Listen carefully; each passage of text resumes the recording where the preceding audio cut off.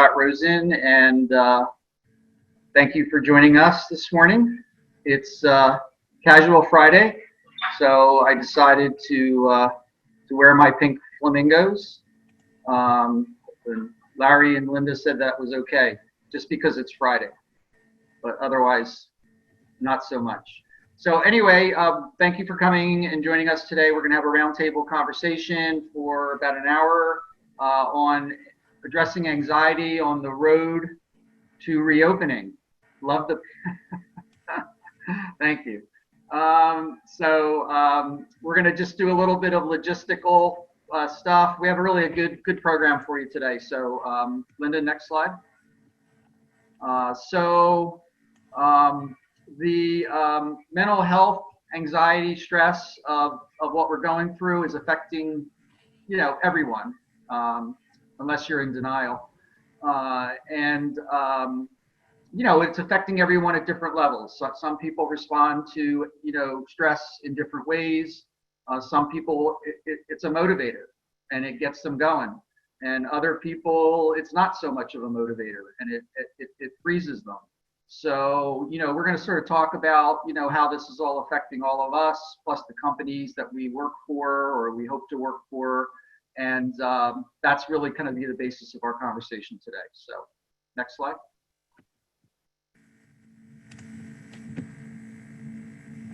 So we're going to start with just some Zoom logistics. Most of you now know how to use Zoom.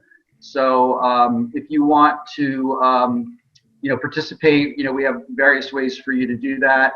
We're going to start off again with a centering exercise by our friends and partners, Meditation for Leadership, Steve Cohen, but we'll get to that in a minute. We're going to talk about, again, our role as HR professionals into how we're going to reopen the workforce, some issues and trends that we're seeing, and some Q&A by participants, discussion, and then we'll have closing and next steps.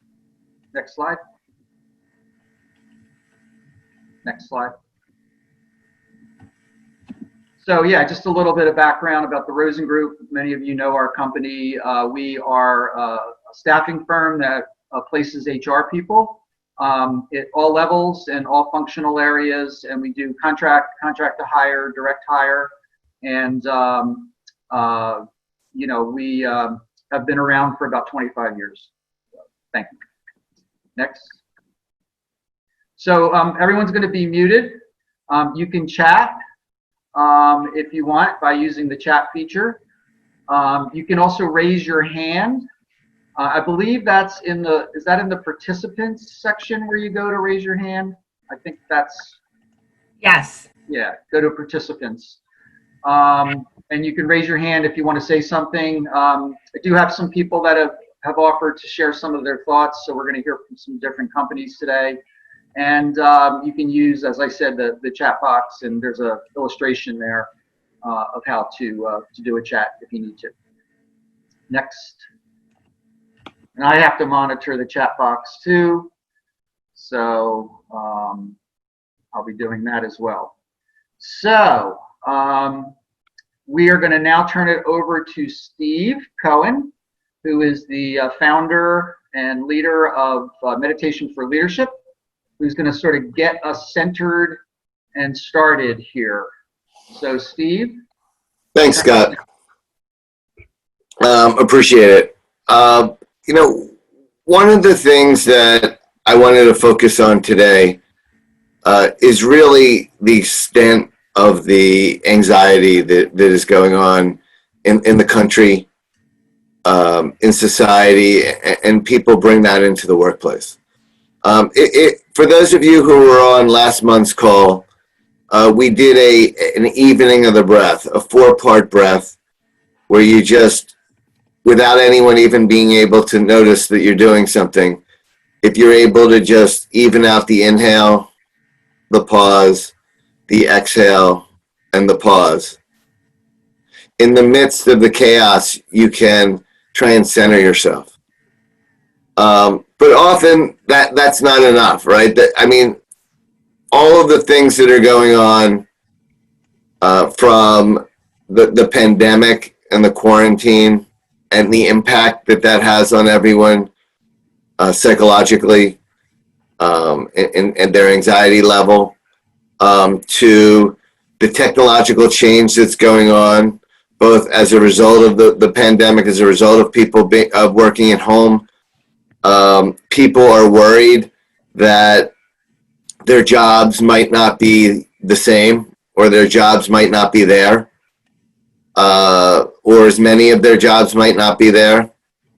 And then we also have the societal change that's going on, the Black Lives Matter movement, the greater awareness of really what was already there, which is racial injustice, that has been around for centuries, and that many of us, hoped was at better than I think it turned out to actually be, and we weren't being sufficiently aware.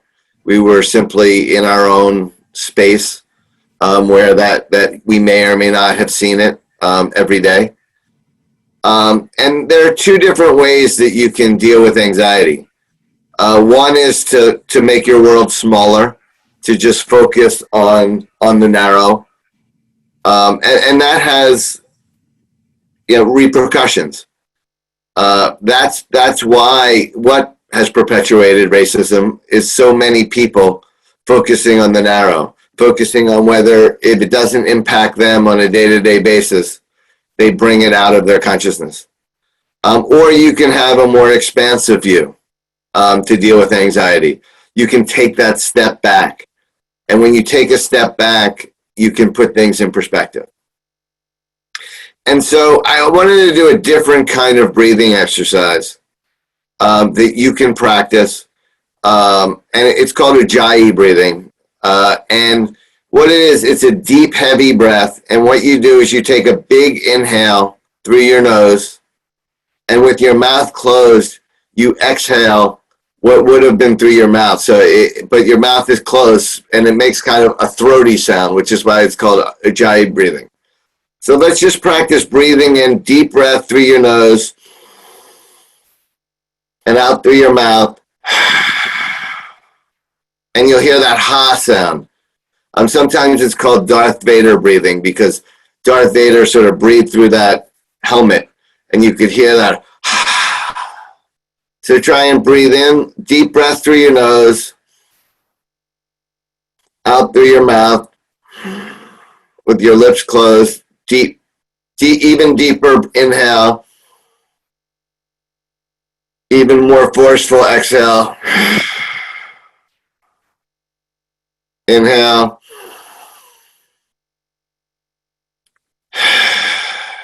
Exhale.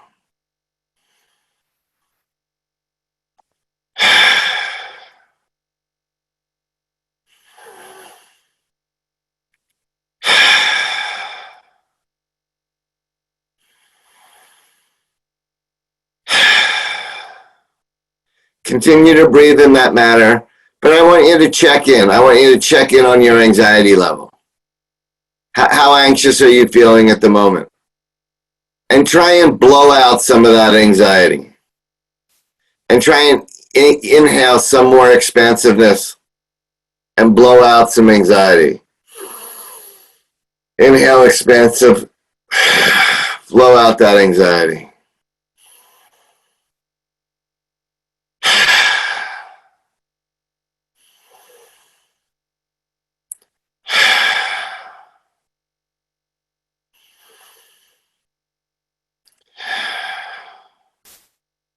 And then as you go through this program today, try and keep that expansive mindset.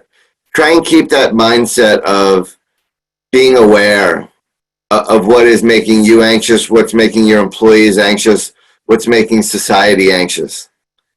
And in that way, see what you can do to, first of all, address your own anxiety, because if you're anxious, you can't help in addressing other people's anxiety, because if you're anxious, you're going to get small-minded. You're going to get narrow.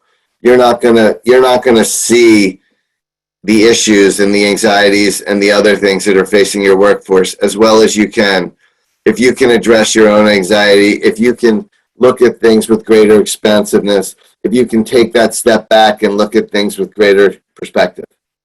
And Ajjayi breathing is just one tool that you can do right at the beginning, right before you get into a meeting with someone that's going to be difficult, right when you start your day, to address your own anxiety, to try and remember your own expansiveness so that you can address your own anxiety before addressing really the chaos that is going on in the world, and in many workplaces, the chaos in the workplace. So use Ajjayi breathing to create some calm before the chaos, create some calm within the chaos. And you'll find that you have a little less stress, a little more perspective in addressing your day-to-day needs. Back to you, Scott. Thank you. And Linda, can you put the next slide up? So that was great, Steve. It makes a lot of sense, and it's really something to be mindful about. So, my anxiety goes up and down, like I'm sure other people's does, depending on what's going on in the situation. So it's definitely something that we're going to talk more about, what's causing anxiety for people, and hoping to continue that conversation. So, just a little thing we talked about last time was that, we are really in a unique position as leaders now in the business community.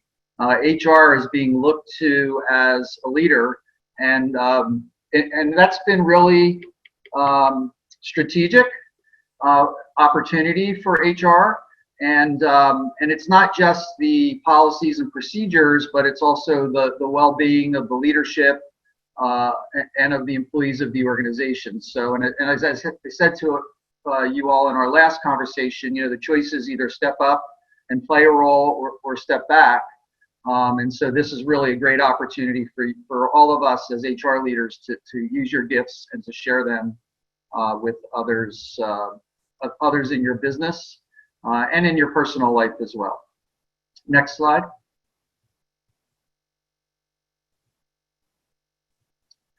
So we're going to now start getting into the meat of the program, and I've got some friends that are going to help us out here. So we're going to talk about the things that are driving stress. So obviously a big one is, am I going to get sick? Am I going to be exposed to the virus at work or at home? How do I take care of my family's needs while I'm working? Particularly as the summer's rolling in, you've got camp, you've got school issues, you've got things for the kids to do or not do. You're going to have pressures on your employees about workload, the old doing more with less. Guilt, am I doing enough? I'm not, like if people are coming back to work and you're not, or you're at work and they're not, there's a lot of issues about that can come up that could cause stress. What's going to happen with my business? What's going to happen with my company? What's going to happen with my job? And so, and then communication tools. So there's just a whole host of things that, and every one of these factors touches on HR, right? Like, so every one of these things, it has HR up at night thinking about, what's our approach? So I'm going to start asking for some people. And Linda, I don't know if you can either unmute them or want them to unmute themselves, but I'm got several of my HR friends here on the call. So Anya Mixon is the head of HR for a company called FS Investments, and a good friend and colleague, and haven't seen each other in a long time. But are you willing to share a little bit about what's happening in your organization and how you guys are dealing with stress and how you're feeling personally? We'd love to hear from you if you're available. Absolutely. Thank you, Scott. Can everybody hear me? Yes. I hear feedback on my end. I don't know if you all are hearing feedback as well. It sounds fine to me. Sounds fine to me. And can you still hear me okay? Yep. Yes. Go for it. Okay. All right. Well, I guess I'll just deal with the feedback. It's not a big deal. Not a stressor anyway. So thank you so much for allowing me to share a few of the observations and experiences that we've had at FS Investments thus far, as we are planning on returning to the office, which admittedly, we still don't know exactly what the date for us is. We have softly suggested to our folks that we may be returning sometime around midsummer. Who knows what midsummer is? It could be mid-July, it could be beginning of August. We wanted to afford ourselves the opportunity to see what reopening, particularly in Philadelphia, looks like. And also give folks a little bit of room to plan, because one of the things that we've learned from formal and informal discussions is that not being able to plan for the variety of uncertain outcomes people are dealing with, canceled camps, altered camps, healthcare issues, elder care issues, general childcare issues. We just need to be able to give them a little bit of a longer horizon so that they can plan around it. So that was one of the things that we decided we were going to do as a firm in order to help alleviate at least that stressful aspect of people's lives. But Scott, as you mentioned, the stress is so multifaceted for us, right? It's what's happening with the jobs, what's happening with the business. We happen to be an investment organization primarily exposed to private credit, which those of you who may follow that space know that it got particularly affected by the changes in the market. So we're feeling it quite heavily. And being able to convey to our employees that we are focused on ensuring that our organization stays healthy throughout this crisis and comes out on the other side, as healthy as possible, and sharing with them what we're doing as a firm to help us stay in that healthy space. And financially healthy, business-wise healthy, is really important, right? It gives them a sense of assurance we're doing the right thing by them.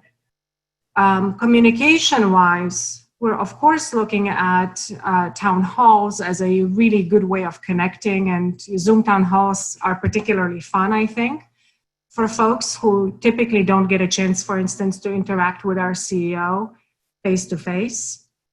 But what we've also decided to do, and it's proven to be so, awesome, a great decision in the context of the most recent societal events, we started leaning on our Inclusion Council and the ERGs to help drive conversations that are, still formal, but held in smaller groups and sort of much more intimate, if you will, addressing the issues of stress, addressing questions people have with respect to returning to the office. We're using those groups to help plan what we refer to as a reboarding exercise for all of us, so that we can all get accustomed to what the new way of operating looks like. And we're frankly using it as a forum to help each other unload stress and talk openly about what are the issues that really contribute to a level of anxiety that I think we all are experiencing. Personally for me, I have to tell you, I've had some good days and I've had some really bad days. I particularly lately, when I was thinking about how do I host the Inclusion Council calls in light of the recent events, it was weighing very heavily on me. What are the right words? How do I really set it up right? How do I not add fuel to the fire, if you will, from a general anxiety standpoint to the team? So it's been a mixed bag. And I'm just sort of trying to do the best that I can, figuring out whether it's just meditation, or frankly, I tend to be a very early riser. So for me, mornings are sacred, and I take the time to exercise in the morning, and it's just my time to center myself. I find that to be incredibly helpful in helping me to stay relatively grounded so I can then be grounded for others at the farm. Thank you. Thank you, Anya. It's great to hear from you. And it's, being in the financial services industry, obviously seeing what the stock market just did yesterday, like it's every day, it's a roller coaster. And so, we are all dealing with anxiety in a lot of different areas, not just this return to work issue, but, it colors and affects all areas of our lives. So I want to turn to a different industry right now. We have another friend from Wawa. And some of you have probably been to Wawa, over the last several months. They are open.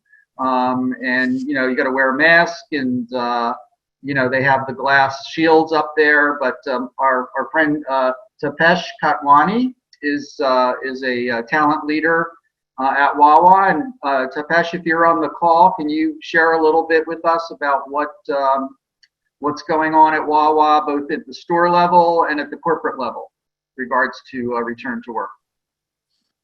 Absolutely. My apologies if you hear my son in the back. Great, beautiful. Love it. This is the new normal. So hi, everybody. Thank you, Scott, for having me over on the call. It's been just about 3 months that we all went remote, and we went into this mode of post-COVID. And, I just can't be more grateful being part of the organization like Wawa as to who we are, our DNA, and truly what we mean. And being with Wawa for 2 years has kind of taught me so much more as a human being. As you all go to Wawa, and I just saw someone saying, "Love Wawa, thank you so much." We are who we are because of our customers, because of you all, and it really means a lot for us that we delight our customers. If you go to our neighborhood Wawas, what matters the most is how we treat our customers. We know them by their first names. We know them by the kind of hoagie they want. They want extra cheese. They want extra sauce. They want, some salt and pepper more in the quesadilla. So things like that. And, where Wawa comes from is essentially the core values which we have, valuing people, embracing change, doing the right thing, and do things right. This COVID-19 crisis essentially, brought all of those things out amazingly. Our leadership, our leaders, right from the CEO to our management committee, everybody has been so authentic, and not that they're not, but this time really showed what we do for our associates. I oversee a team of recruiters, and I'm responsible for corporate recruiting, and it's been nothing but amazing. Anxiety level for everybody in the stores and in the corporate office have been, they worry about their family, they worry about their health. And, we've always ensured our associates, and we've told associates that you have to do what's right for you and your family. That's number one priority. And I think that's something which I've seen. I've spoken to GMs across locations, and I'm not in the stores, but I go to stores and I talk to them at times. One of the store managers told me he's lost 17 associates just because they're taking time off because of COVID. And of which there are about 5 managers. So he's running short. He's less staff, but everybody who went, none of them was positively tested. They all went to support their families, their extended families, and to ensure that they don't take anything home. And we all supported that. So Wawa is really, what we've done really good is we've listened to our associates at the corporate and in the stores. What we initially did in March has changed drastically. We've done quite a few things which have been amazing, which is, there are childcare issues. We basically offered our associates care.com effective 1st of May to say, what, go ahead and see how can Wawa subsidize these things and give it to you so you can seek help. And we are helping our associates with that. Understanding how COVID is going to impact their mental health, wellness services. What do they really need from a wellness perspective? And we offered a appreciation pay to our associates back in March. It's still continuing now as well. we've changed a few things. We understand that people are in financial stress. We've also added a associate menu, which basically is an extremely subsidized menu for our employees. And sorry, that's my coworker here. Sorry. He wants to talk. And things like associate menu helps that they get a hoagie for literally cost price or less. That basically not just for them, they can take for their families as well. We offer them free hoagie as well when they're on shift. Um, we offer telehealth to extend mental health visits for all our associates. We've also figured out a way to protect their potential benefits, which will expire over a period of time.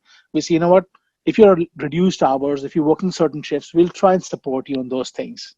Um, those are some of the key things which really work because Wawa is about 37,000 employees. Our 35,500 employees are associates, are employees who are running our 900 stores, and they are the champions for us, and they are the stars for us, and we have to ensure that we take care of them. And corporate staff is obviously different, but again, we're all equal at Wawa.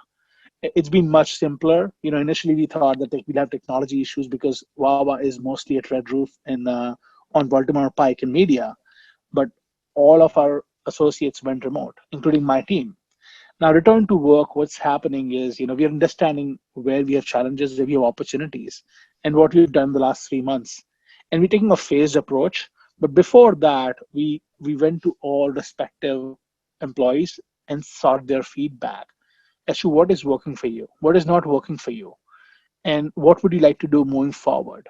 And we literally, every single leader is looking at their organization. So let's say in my team, I oversee corporate recruiting. Recruiters don't need to be in office. Sure, I personally like to be in office. One of my recruiters, he and I both keep talking, and we don't like to be at home. But the best thing is, the right thing to do is stay at home and not be in office. So we're gonna stay home. There are certain other teams which can be home as well. So we're trying to look at case by case basis. If someone says that, sure, my job requires me to be in office, but we are listening to them. If they say, what, I don't want to send my child to daycare for another month. So we are working with them to ensure that we support them in the right way. And it's all about, doing the right thing for them. At the end of the day, what we want to do is we don't want anybody to be unhappy and Right. feel pressured. So it sounds like you guys have been able to maintain your culture, and we appreciate your your input here to Fesh this morning. We'll let you get back to that little guy, and we're gonna keep going here. We have some other people to hear from and some other information. So thank you so much, and yeah, I don't eat hoagies, but I like your salads. So, but Thank you. thanks for participating, and hopefully we'll see each Absolutely. other live soon. So, Linda, would you put the next slide up? So we're gonna, Katie, if you're on the call, I'm gonna ask you to participate in a minute because Katie Huggins from Rico has some things to say about what they're doing with their IT department around temperature screening, and then also some information that's going out about stress. But I just wanted to sort of touch on like what are the things that companies are starting to do to create a stress-free work environment. So obviously the temperature screening, the face coverings, how meetings are going to be structured, social distancing, obviously in open areas, lunchrooms, training rooms. When people are going to come in and go out. Using the stairs, not the elevators. Just a comment. I'm living in Center City, Philadelphia right now, and I've was on the phone with somebody from SEPTA, and SEPTA lives and dies by what happens in the city of Philadelphia. So if I can actually see most of these skyscraper, One Liberty Place, and all these other buildings in Philly, and they're empty. And so as companies start returning to work, SEPTA's been hit pretty hard because people have not been commuting in and out of the city. So as that starts to come back, SEPTA's really partnering with corporations, and there are some dialogues going on about how best to do that, so that you could buy, for example, like a 2-day pass instead of a monthly pass, 2 days a week that you're going to come into the office. So there's a lot of moving pieces here. Today's the first day, by the way, in Center City where you can actually eat at a restaurant in front of their restaurant, the sidewalk. So, for retail and for restaurants that, need to have those spacing set up, all those kinds of issues. So, Katie, if you're on the call, I'd love to hear your thoughts on what's going on. And Katie's with Rico, and maybe you can just say a little bit about Rico now, because everybody's probably got a vision of what Rico is and was, but I think Rico has pivoted quite a bit in the last years. So thank you for participating. Sure, Scott. Thank you. Appreciate the opportunity to talk to everybody this morning and hear and learn as we continue to do so while we've been home for the last 3 months. Rico has been known for a variety of things throughout the years, primarily our copying, fax machines, enabling workspaces and digital offices. So we have moved a little bit into the digital workspace solutions more recently, helping people and companies, optimize their workflow and information to customers. We have staffed mail rooms. We have, serviced copy machines. We work on a digital workflow basis.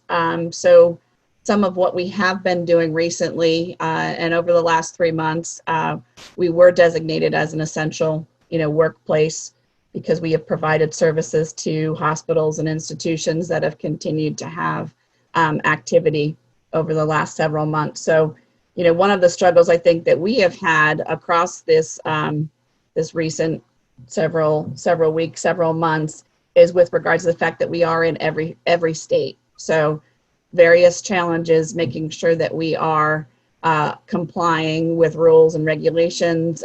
We did move most folks to a work from home perspective as we could, but we still have, as I said, probably 10,000 folks that would be considered eligible to be working in various customer sites. So struggling with that, making sure that they have had the appropriate PPE upon entering hospitals and making sure that they are safe. We have obviously set up our COVID task force and respond when we've heard of an individual who has been infected, and worked very closely to make sure that we've done our contact tracing and things like that with employees and customers. But as we look at what we're going to do moving forward to return larger populations to the office, we really need to do that in some cases in order to sustain the business. So obviously businesses have had some challenging times. If people aren't in offices, then they're not using copies. So that has definitely had a drain on the organization, and we've had some staffing situations with layoffs and furloughs and things like that, hopefully coming to an end here shortly as the business starts to pick up again, which is great, and people are moving back to the office. So one of the things that, as I mentioned to start with, we are in all 50 states, and because of that, really looking detail by detail on which state requires a temperature screening or which state you can wear masks or need to wear masks, and how to basically set all of that up. We have a pilot going on right now out in Colorado which does require temperature screening. So working through that protocol, both with the staff that would be on site, with our attorneys, with everyone, making sure that it is compliant and it is safe. We have that set up where the individuals that are coming in are having their temperature screened upon arrival. And then they have, a limited number of folks that are in the building and practicing social distancing, making sure that they are utilizing the hand washing stations and sanitizer and things like that while they are in the buildings. And then kind of moving forward into how we are going to structure the rest of the organization is, again, on a state-by-state basis.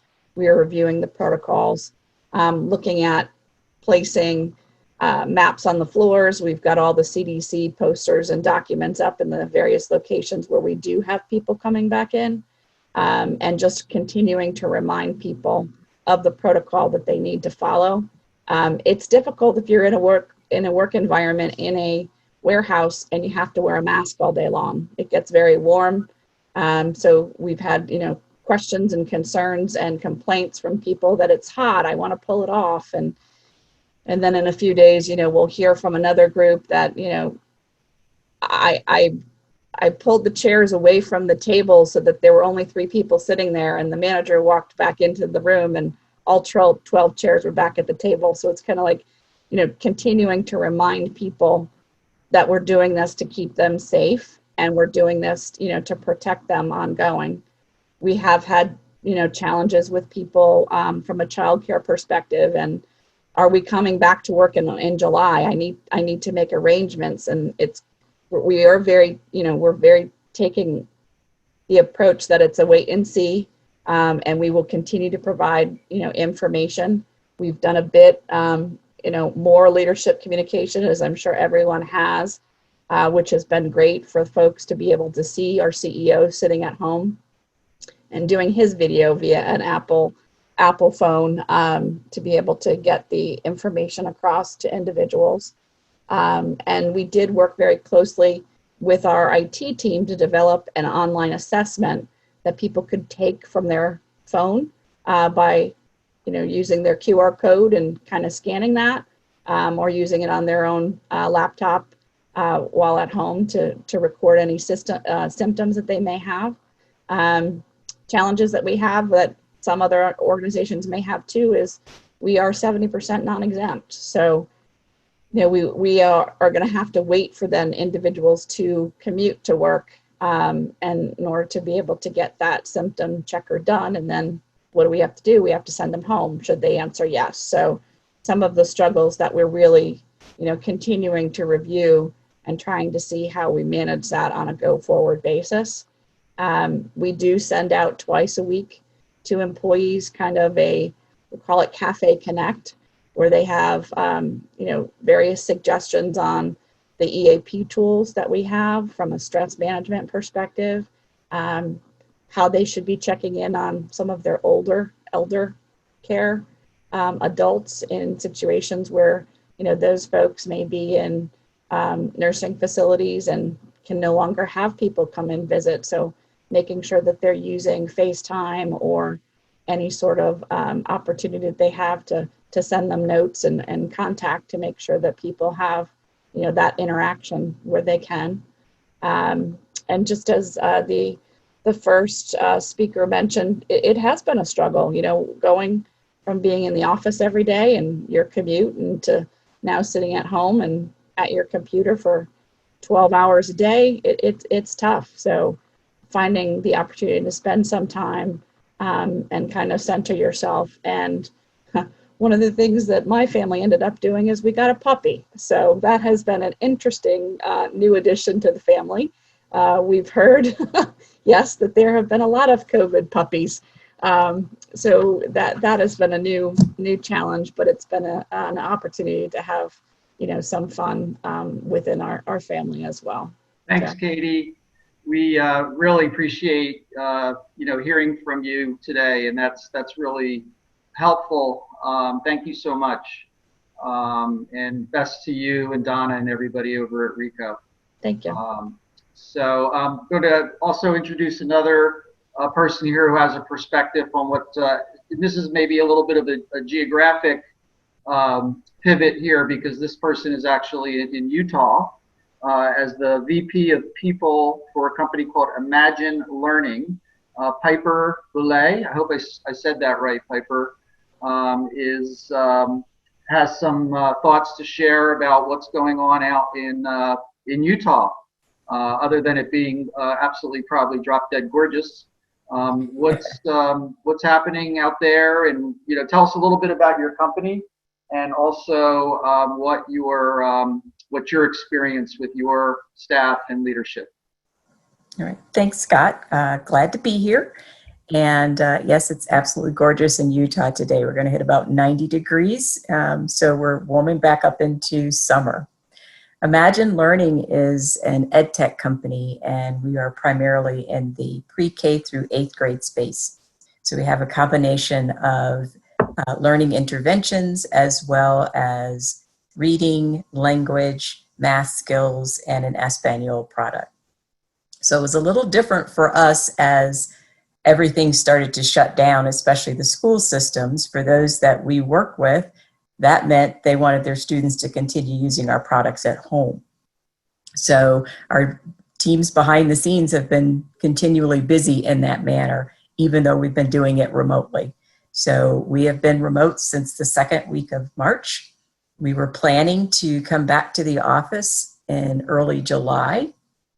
However, as we have seen an uptick in cases in the state, we are probably going to be postponing that date. And most of our employees are quite happy that that is the case. We have a few that are considered essential to be able to have access to the building. Otherwise, our employees have been 100% remote. For our field employees, one of the things that we've been doing when you talk about return to work, because the educators and the administrators are starting to get back to their offices, even though schools are closed, is that we set up a stipend for them to charge their own PPE equipment to, so they could have their mask, they could have their sanitizer. We also ask that each one get a small personal thermometer, and that's one of the things that they will need to do is make sure you're taking your temperature so that you're not taking something into a client that you didn't know that you might be taking into a client. But at the same time, being flexible enough for them to be able to make some judgment calls on their own, adhering to social distancing and all the CDC guidelines, but being able to continue to be that resource for our customers as we continue to look at what's happening toward the fall. Will schools be open or will they stagger across the country? That is to be determined at this point. But when you're talking about stress-free environments, I look at it in two ways. You've got distress and eustress. So the distress is COVID and everything that's happening around that, as well as the racial tensions going on. And then eustress is like, wow, we have students using our program. We have all these things that we need to get done, but it's all combining into a kind of a perfect storm right now.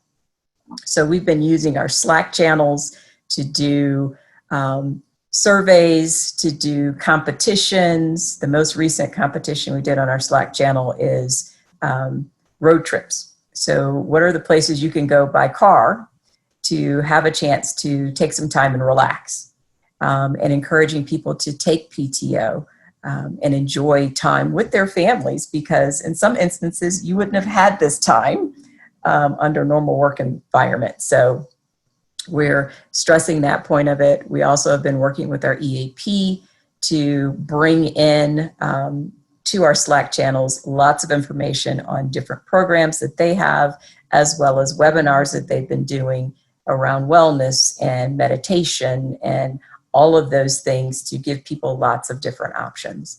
And with the racial tension that was just occurring, we did have our note to all employees from our CEO, as well as I followed up one from myself personally, because as an African American in a primarily non-African American state, I felt it was important to share some context for our employees. And so that was one of the other things that we did. Thank you. Thank you so much, Piper. And keep enjoying that beautiful, that's stress management, right? Just looking at those mountains and lakes and everything out there. It's gorgeous country. So yes, it is. Hope you're enjoying it and take care of yourself. So we're going to kind of switch and do the final segment about really try to focus a little bit more on stress. And some people brought up fear and anxiety and how are people dealing with that. And then we're going to have meditation for leadership is going to kind of do a kind of a closing small piece, and then we'll talk about next steps. So on the slide, we're saying that with leadership that people at the top of the organization are going to set the tone, for how people are going to handle this. And you want your leaders, right, to have that kind of embody that, they're human, and they have their own, stresses and challenges, and just like everybody else does, like, we're all going through this. But, of course, they have an extra responsibility as leaders to make sure that the organization, knows that they're doing everything they can to try to, make employees feel safe, and provide support for them. So, I want to talk a little bit about what are the types of things that are being done, to help people, reduce their stress and anxiety. And then, Piper mentioned EAP. Other people have mentioned offering different kinds of wellness services, trying to get the stigma out of like what we would describe probably as mental health. So things like anxiety and fear and depression and, what addictions that could lead to, like all of that stuff sort of falls under the stress management, mental health umbrella. So, we want to kind of like touch on that a little bit. Put the next slide up, Linda. And, everybody's going to have their, is going to have their own personal approach to how they manage stress. For some, it's the exercise and proper nutrition. Others, it's they need that social network and talking to people. There's a lot of different ways that people are managing stress. Another area that we need to talk about is, how you would communicate to your employees and making sure, that they got the information that they need, both to stay mentally healthy, but also to feel safe coming back in. Do have a couple other people that I want to touch base with that I think are still on the call. Howard Popejoy is an HR leader with a company called United Site Services, and believe you're in the construction industry, and you're also based geographically in another location. Howard, can you share a little bit, more about like stress management and how you and your company are dealing with that these days? Yeah, thanks, Scott. Good morning, everybody. The company I work with is United Site Services. We're the nation's leader in portable sanitation. We specialize in, in layman's terms, porta potties, portable fence, temporary fencing. We specialize in events, construction, government type of contracts, you name it, we're involved. You look around in your communities and you'll likely see one of our units around. We are an essential workforce, obviously. The portable sanitation does not stop. Construction in most states and jurisdictions is still active. There have been various locations that have been shut down, but we are still continuing to provide our services. In my region, I'm responsible for roughly 500 employees. We have 2 HR representatives. One thing that I think says a lot about our organization is, from our use of words to advertise, we're easy, safe, and clean. And I think safe goes a long ways. But when you think about sanitation, you want it to be easy, safe, and clean. And I think one thing we've done from the very get-go is showing our employees we care.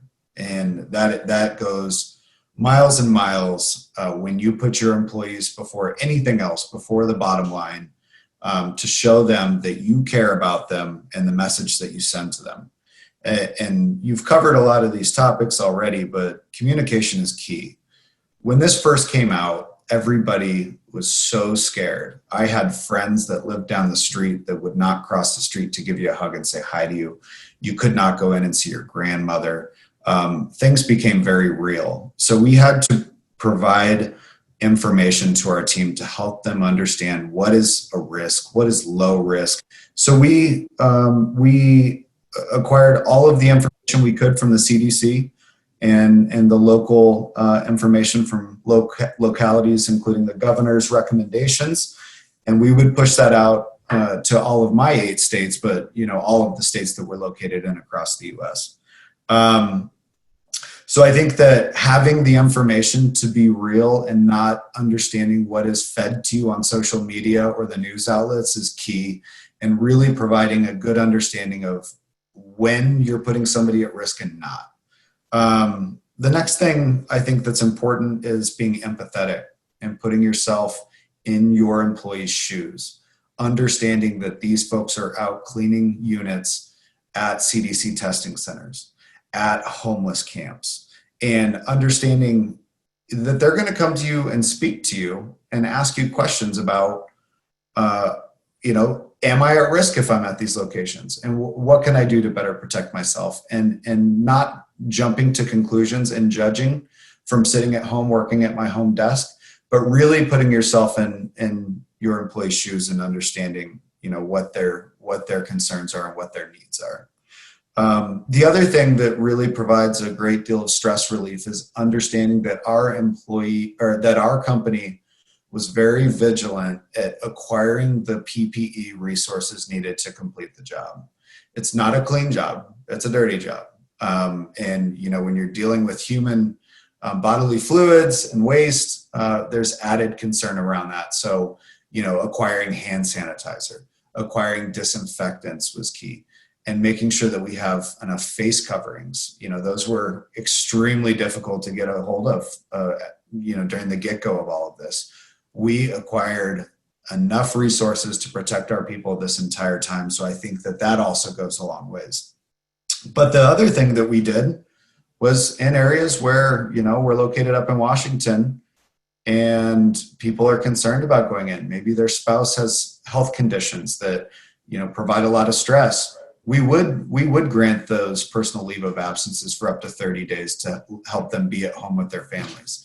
And we would make the necessary accommodations to ensure that, they knew we were doing the right thing by them, and we would pick, our team would pick up the extra workload and go out and service those customers and take care of them in the meantime. And I think that also shows that we care. But just to add a little bit more about how we care, our company had enough resources to send at-home care kits to all of our employees with face masks, with hand sanitizer, and a little thermometer that they could put across their forehead to make sure that they didn't have a temperature, and that was all by a surprise. These just showed up at their doorsteps. Their families got to open these. They also gave the kids coloring sheets just to keep people's minds at ease and keep people busy doing things. So that's just another couple of examples of what we've done to reduce stress and make sure that people know that we care about them and keep people on the front lines working. Thank you, Howard. Thank you so much for participating. Yep. And we're gonna kind of wind up. If I didn't get to all my speaker friends today, I apologize. We'll follow up with you.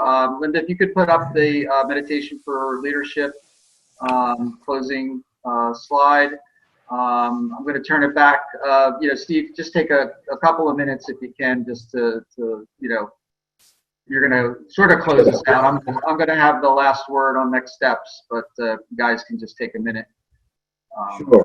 So one of the issues that we found in our sort of surveying of companies that have introduced meditation into the workplace is that they go right into the how, and they go right into the teaching of various meditation techniques, and they skip the why. And one of the things that we've been able to do in our programs is to really explain the sort of 4 pillars that are derived from meditation: awareness, connection, perspective, and potential. And within those 13 leadership traits that can be grown through meditation practice, we talk about the science of meditation. And what I'd like to do is for those of you who fill out a Survey Monkey after this and sort of check the box, I'd like to offer you a free copy of the book I wrote called Leading from Within, A Guide to Maximizing Your Effectiveness Through Meditation. And then maybe just defer the last minute of my time to Renee, who's with Meditation for Leadership, just to describe for 1 minute some of the programs we've been offering. Renee? And maybe put your email in the chat if that's Yes. helpful. Thank you. Thank you, everybody. Thank you, Scott and Linda, for the opportunity. We definitely appreciate it. And through listening to everybody, it's definitely clear to me that as HR professionals, you're doing the very best, and that is fantastic. Like Steve said, our programs are designed to enhance those leadership qualities and skills. And we have some special programming that we're doing.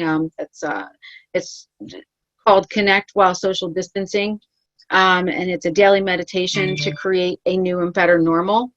That goes in addition with our 5-part series as well. But in addition to that, we also are offering our special programming that is leadership and meditation coaching as well. It's an integrated program, and you'll be able to take advantage of that. What I'd like to be able to do is I did put my contact information in the chat, and if you're interested in providing any of these programs to your employees, please reach out. I would love to connect.